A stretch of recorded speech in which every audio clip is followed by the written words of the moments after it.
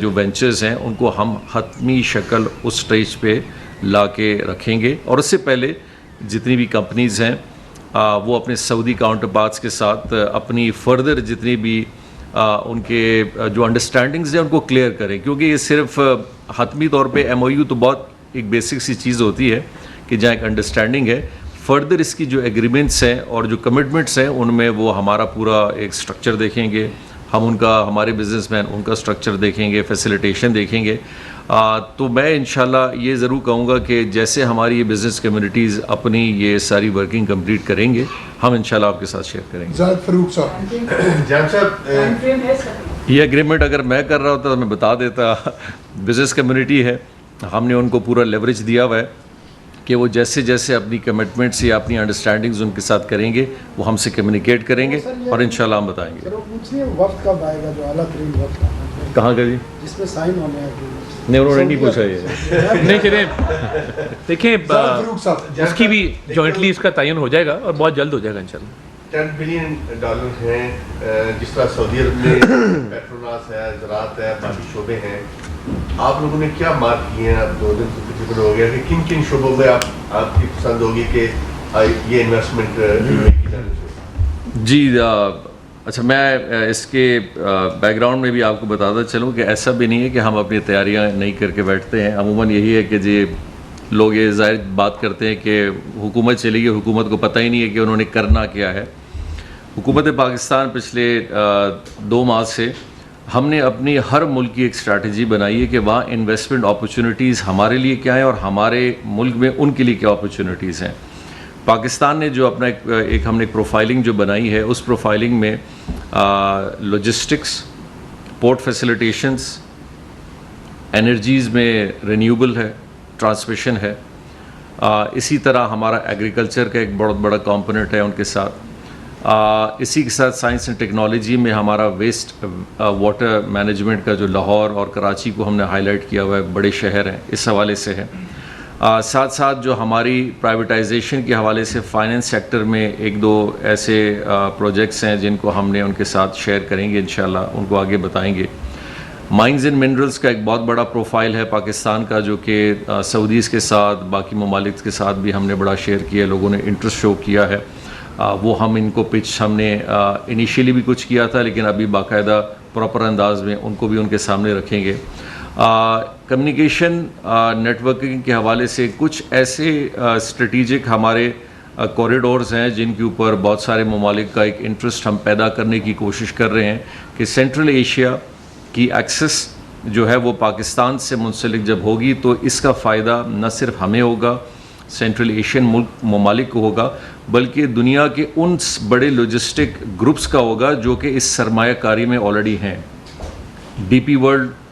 Maersk company ہو,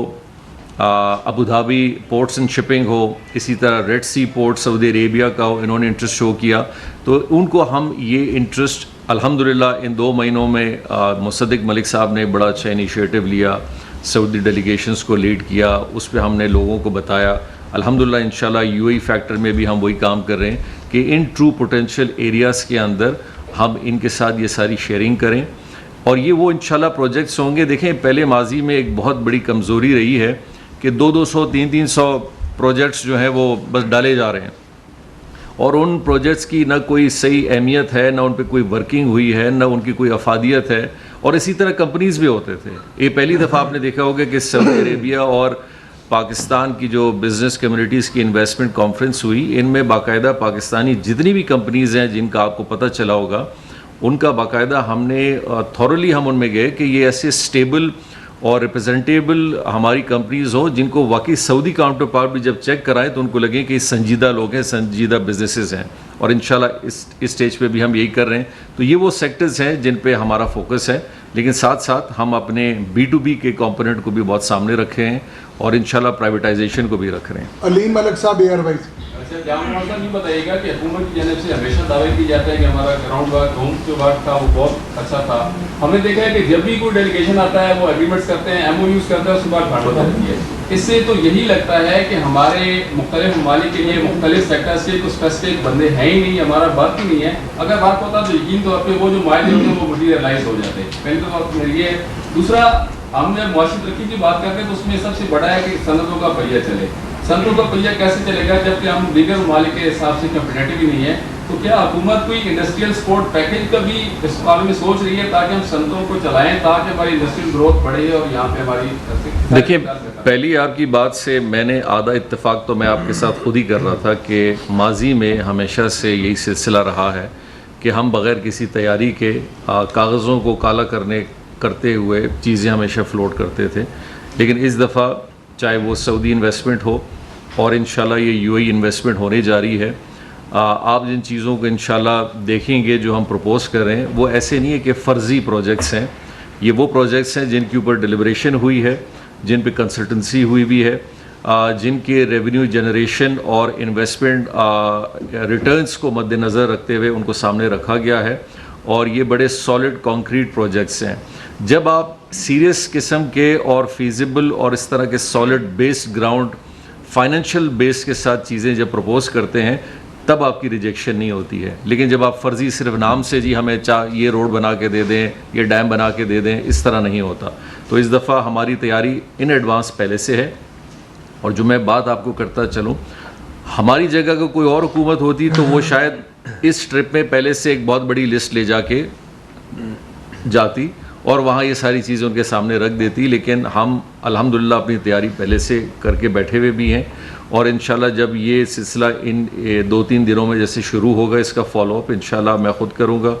हमारी team करेगी, बाकी हमारे मुतल्लिका जो महकमे हैं वो हमारे ऑलरेडी ऑन बोर्ड हैं, वो हम अपने काउंटर पार्ट्स के साथ करेंगे।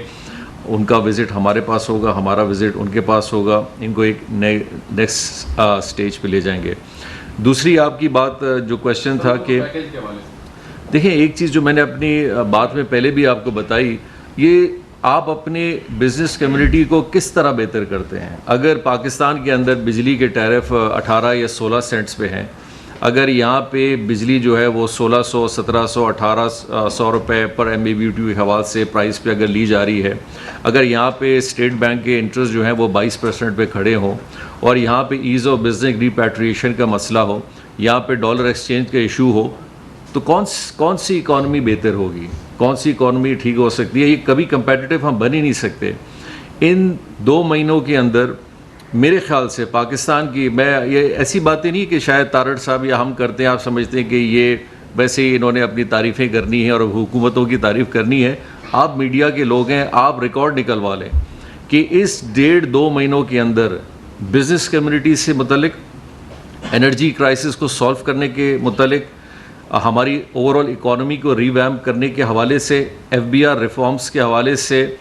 इसी तरह उन सारे पहलुओं पे बिज़नेस कम्युनिटी को ऑन बोर्ड ला के बार बार मीटिंग्स में बिठा के स्टेक होल्डर बना के उनसे मशवरा लेना और उनसे डिसीजंस को आगे की तरफ ले जाना। इतने नंबर की मीटिंग्स और डिसीजंस, और उनको इंशाल्लाह इस बजट से पहले जब हम फाइनली चीज़ों को अनाउंस करेंगे और बजट से पहले बताएंगे, चाहे उसमें टैरिफ का हो, चाहे उसमें कस्टम ड्यूटी का हो, चाहे उसमें स्टेट बैंक का हो, चाहे उसमें बाकी फाइनेंशियल पॉलिसी इश्यूज़ हो, ये सारी चीज़ें जब आप एड्रेस करेंगे,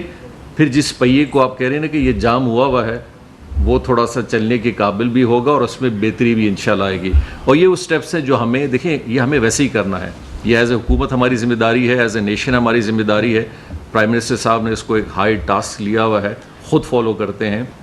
हर लिहाज से फॉलो करते हैं, पर्सनली हमसे करते हैं, मीटिंग्स में करते हैं। तो मेरे ख्याल से आप इन चीज़ों को, और मैं आपको आखिरी में चूँकि बात करता हुआ चलूँ, जो आप पहिए की आपने बात की, आज कोरिया के एम्बेसडर मेरे पास आए थे और उनके पास एक एजेंडा था 4 चीज़ों का। तो जब मैंने उनसे बात की तो उन्होंने कहा, वो हंस रहे थे, उन्होंने कहा कि जिन इश्यूज़ के ऊपर मैं आज आपके पास आया था, क्योंकि हमारा एजेंडा बड़ा पुराना बना था, इनमें से बहुत सारे हल हो गए। तो ये एक बहुत बड़ा साइन है कि जो इश्यूज़ पेंडिंग थे वो खुद बखुद, चाहे वो गवर्नर स्टेट बैंक के हवाले से हो, FBR के हवाले से हो, फाइनेंशियल हो, बाकी चीज़ें हो, अगर वो हल होने की तरफ जा रहे हैं तो लोगों को एक कॉन्फिडेंस बिल्डअप हो रहा है इस पर। मैं थोड़ा सा ऐड कर दूं, देखिए आप गवाह हैं कि सऊदी जो वज़रा यहाँ पे आए, उन्होंने कहा कि हम आपकी तैयारी से मुतासर हुए हैं। अब देखिए, उनके पास एक्सपर्टीज़ बहुत ज़्यादा है और वज़ीर-ए-आज़म शहबाज शरीफ ने, अमूमी तौर पे ऐसा होता नहीं है कि जो तैयारी की मीटिंग्स हैं वज़ीर-ए-आज़म ने ख़ुद ली और छुट्टी थी یکم مئی کی غالباً، جس دن پی ایم نے میٹنگ بلائی، اسلام آباد بلایا سب کو اور کہا کہ جی آپ مجھے تیاری پہ بریف کریں. دیکھیں جب یہ سنجیدگی کا ایک لیول ہو، تیاری کا ایک لیول ہو جس میں آپ جیسا نے بالکل درست کہا کہ آپ ان کو ریٹ آف ریٹرن بھی بتا رہے ہیں، پروجیکٹ کی فیزیبلٹی وائبلٹی بھی بتا رہے ہیں، تفصیل بھی بتا رہے ہیں، آپ کی تیاری بھی مکمل ہے، پریزنٹیشن بھی ہے، اور کوئی باہر سے آئے ہوئے ہمارے مہمان اس بات کی تعریف وزیر اعظم کو کر کے جائیں کہ یو آر ویل پریپیئرڈ، تو میں سمجھتا ہوں ہمارے لیے ایک بڑے اعزاز کی بات ہے. ذیشان سید، دنیا نیوز. جان کمار صاحب یہ بتائیے گا، صنعتوں کے لیے جو بیسک چیز ہے وہ بجلی ہوتی ہے اور اس کی قیمتیں ابھی افورڈیبل نہیں، آپ نے خود بتا دیا. اور ریکارڈ کی آپ نے بات کی تو گزشتہ ماہ کے فگرز ہیں 10 ڈسپوز ہے، اور ان میں زیادہ تر جو ہے ان میں سندھی جو صنعتیں ہیں انہوں نے بجلی کی خریداری کم کی ہے. یہ نیپرا کے فگرز ہیں. اور جو آپ کی اپنی انڈسٹری ہے انہوں نے بجلی کی جو خریداری ہے وہ کم کی ہے. تو آیا فیوچر میں اس چیز کو آپ ٹیکل کیسے کریں گے؟ ایک دوسرا یہ ہے سر کہ جو ابھی جو نیٹ میٹرنگ کی ایک بہت زیادہ زیر بحث ہے کہ نیٹ میٹرنگ میں کچھ ہو رہا ہے اور کچھ ہو نہ ہو، لیکن جو نیٹ میٹرنگ کی حکومت جس ریٹ سے خریدتی ہے بجلی تو اس کو کم